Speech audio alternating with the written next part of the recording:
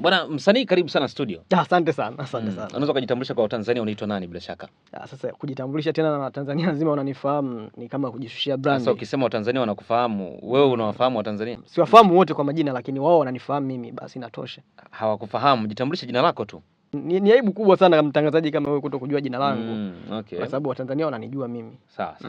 Wanasema usitukane mamba kabla hujavuka mto. Unaamini wahenga? Nawaamini na nafahamu. Okay, sawa. Basi kama yuko sawa, kama una kiburi kidogo. Wacha tutazame video moja hapa. Bila shaka huyu ni wewe huyu. Bila shaka ni mimi. Ni wewe. Basi tuitazame. Kama ni wewe huyu, wacha tuitazame hapa. Hapa mlikuwa wapi hapa? Sasa ndugu mtangazaji, labda ningekwambia kitu. Sio ndugu mtangazaji. Mtangazaji. Hapa mlikuwa wapi? Nakwambia mtangazaji, hapo ningekwambia kitu kimoja ambacho labda tuitazame kwanza. Tuitazame kwanza. Tuitazame tu. Nataka tuitazame alafu turudi sasa uniambie kitu hicho ambacho utakuniambia.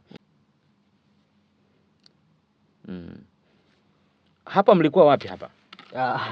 Ungeniruhusu nikupe ufafanuzi kidogo kuhusu hiyo. Yaani hapa ni wapi? Hapa mlipokuwa hapa ni wapi hapa? Producer Tusa, hebu turudishie hapo kidogo maana anasema hajaona vizuri.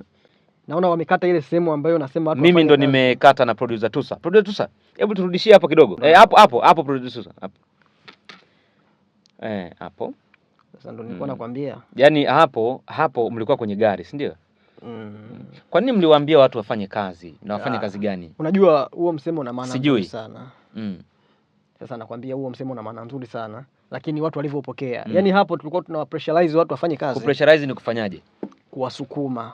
Kina nani? Watanzania.